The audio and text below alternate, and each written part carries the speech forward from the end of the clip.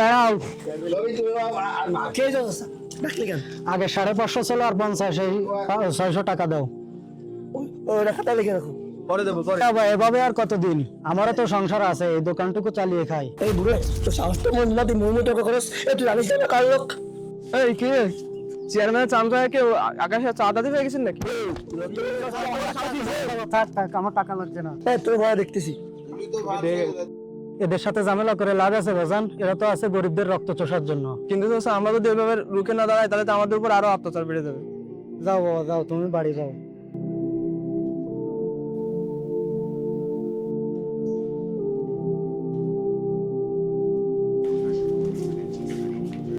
Chairman সাহেব, কিছু কথা বলার ছিল।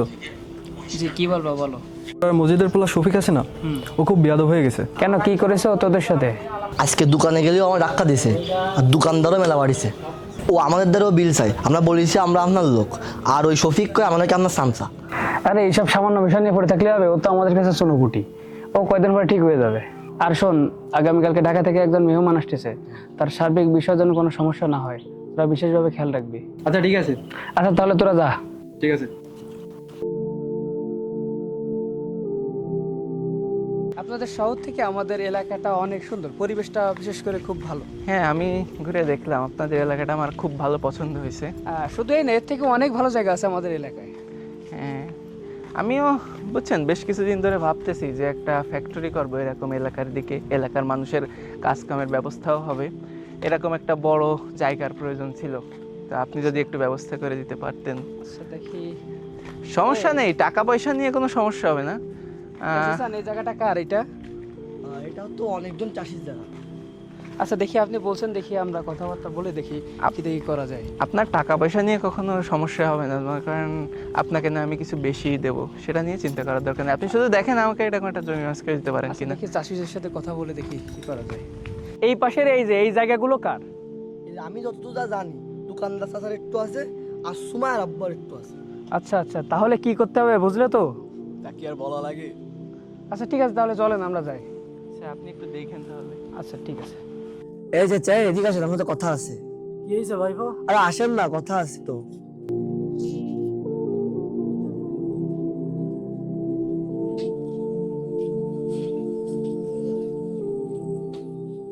আচ্ছা, এই জায়গাটা সই দেন তো।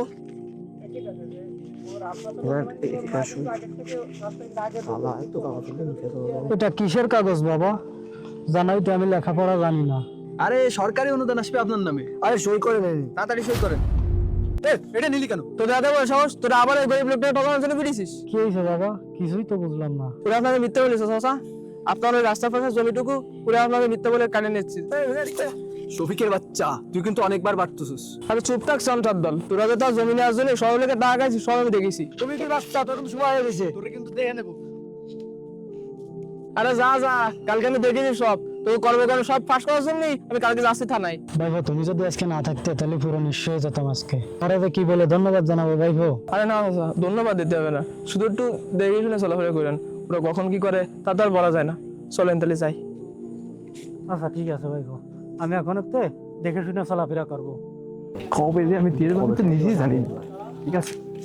চেয়ারম্যান সাহেব, চেয়ারম্যান সাহেব, চেয়ারম্যান সাহেব, চেয়ারম্যান সাহেব, চেয়ারম্যান সাহেব, ও চেয়ারম্যান সাহেব। এই কে আছে তোদের? গরুর মতো ডাকতেছিস কেন?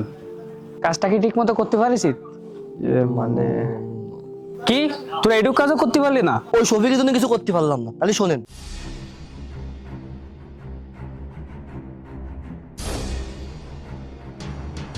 শফিকের তো ভালো ফাঁকনা কথাইছে।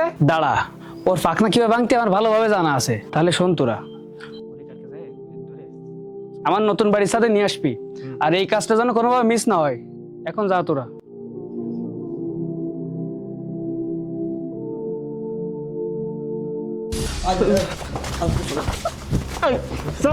চল।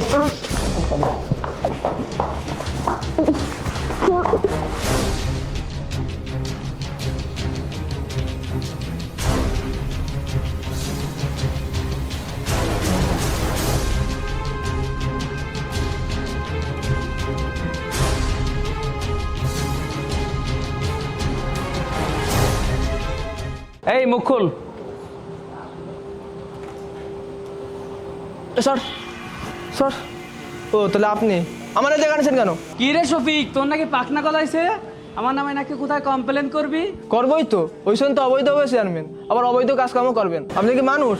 লোকের কাছ থেকে টাকা খায় অন্যায়ভাবে আবার গরিব মানুষের জায়গা জমি আত্মসাৎ করেন। কি ছোট লোকের বাচ্চা, তোর এত বড় সাহস? এর বাচ্চা, তোর এত বড় পাখনা গলাইছে, ওরে মারবি আগে, তারপর মাঠের কোনায় ফেলাই দিয়ে আসবি। ঠিক আছে বস, ঠিক আছে বস।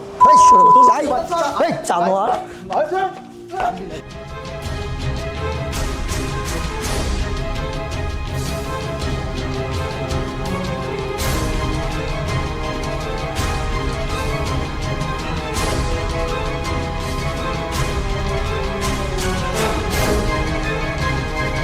চল চল চল।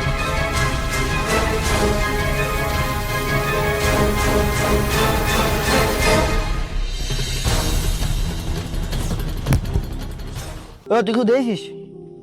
যদি কেউ কিছু কোষ তাই তোর অবস্থা কিন্তু এরকম হবে। সেটা বুঝতে পারিস?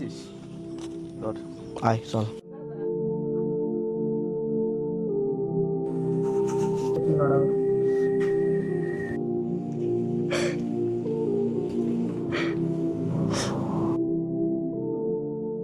আপনারা এই জায়গায় আইছেন কেন? আপনারা এই জায়গাতে চলে যান।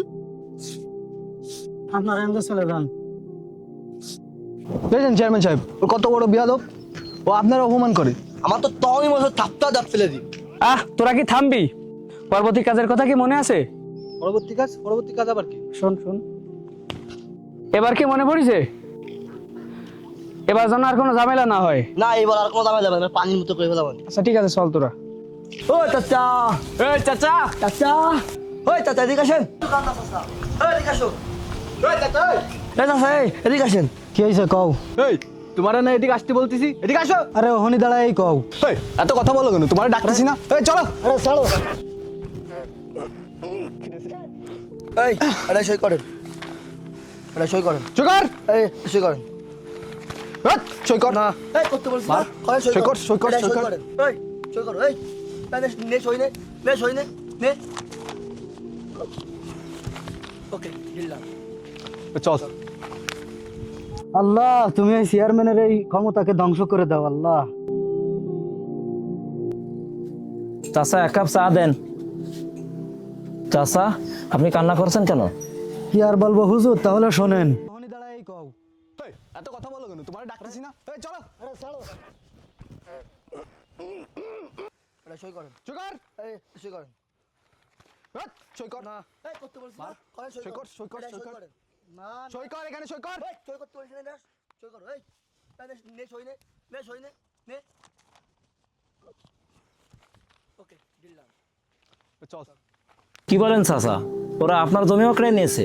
কি বলবো চাচা, আপনারা সান্ত্বনা দেওয়ার মতো আমার ভাষা জানা নেই। তবে রাসূলুল্লাহ সাল্লাল্লাহু আলাইহি সাল্লাম বলেন, যে ব্যক্তি অন্যায়ভাবে 1 বিঘা জমি দখল করবে, কিয়ামতের দিন তার গলায় 7 জমিনের বোঝা ঝুলিয়ে দেওয়া হবে। রাসূল করিম সাল্লাল্লাহু আলাইহি সাল্লাম আরো বলেন, যে ব্যক্তি কোনো মুসলিমের সম্পদ অন্যায়ভাবে আত্মসাৎ করে, আল্লাহ তাআলা তার জন্য জাহান্নাম অবধারিত করে রেখেছেন এবং জান্নাত হারাম করে দিয়েছেন। এমনকি আল্লাহ তাআলা পবিত্র কোরআনে বলেন, তোমরা অন্যায়ভাবে একে অপরের সম্পদ ভক্ষণ করো না।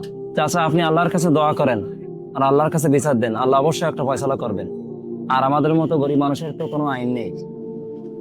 আচ্ছা দাদা, তাহলে থাকেন।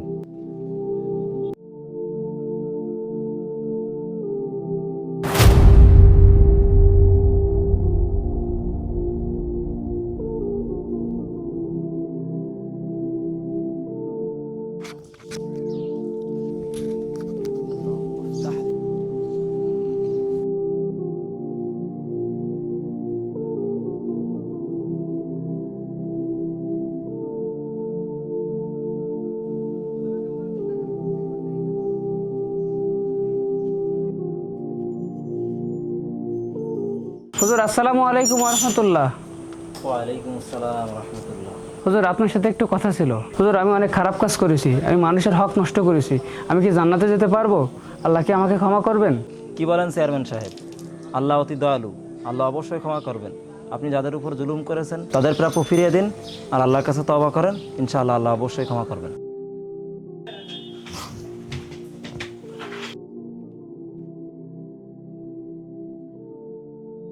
চেয়ারম্যান সাহেব, হঠাৎ জরুরিভাবে এখানে ডাকলেন, কোনো সমস্যা? আসছিস তোরা? তাহলে শোন, আজ থেকে আমি কোনো খারাপ কাজ করবো না, তোরা কোনো খারাপ কাজ করবি না। আমরা সবাই মিলে কিভাবে মানুষের কল্যাণের কাজ করা যায় সেভাবে সবাই মিলে চেষ্টা করবো। কি আমল হলো হঠাৎ এরকম উদ্যোগ নিলেন? এত কিছু জানতে হবে না তোদের, এখন যেটা বলছি এটা করবি। এখন তোরা যা এখান থেকে। ও দোকানদার চাচা বাড়ি আছেন নাকি? আজকে দোকানে গেলেন না? একটু অসুস্থ তো, তাই আজকে যাই নাই। কি হয়েছে চেয়ারম্যান সাহেব?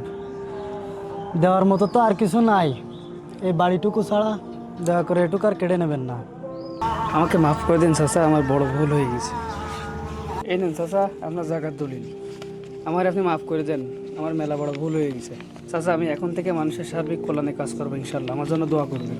আচ্ছা বাবা, এখন থেকে আর কারোর সাথে এরকম কাজ করো না। এখন থেকে মানুষের কল্যাণে কাজ করো, গরিব দুঃখীদের পাশে থেকে, এতটুকুই আমাদের চাওয়া। চাচা তাহলে আমি আসি, আমার জন্য দোয়া করেন। তা চেয়ারম্যান সাহেব বসে গেলে একটু ভালো হতো না? কই গো ময়নার মা, চেয়ারটা দাও, চেয়ারম্যান সাহেবরে একটু বসতে দিই। আচ্ছা, এখন আর বলবেন। ও একটা বিষয় হয়েছে, আপনি আমার কাছে কিছু টাকা পাইতেন আমার ওই সামসাদের কাছে, এটা রাখেন, আপনি বাকি টাকা দিয়ে ওষুধ কিনে খেয়েন। এই কিরে ডাকলি কেন? কথা আছে বয়। তুই কিছু বুঝলি চেয়ারম্যান হঠাৎ এরকম পরিবর্তন? বিষয়টা আমিও খেয়াল করেছি, চেয়ারম্যান এখন আর কোনো কাজে আমাদের ডাকেও না। তাই তো। আমার কি মনে হয় জানিস? বলতো কি? আমাদের যে পাওয়া টাকা আছে না, ওইটা না দেওয়ার জন্য এরকম ভালো নাটক করতেছে। কলিই হলো। শোন, কালকে তুই সকাল সকাল আসবি, হালার বাড়ি আমরা কালকেই যাব। আচ্ছা ঠিক আছে। আর যদি না দেই তাহলে কেরবি? আমার কাছে একটা প্ল্যান আছে, তাহলে শোন। বল।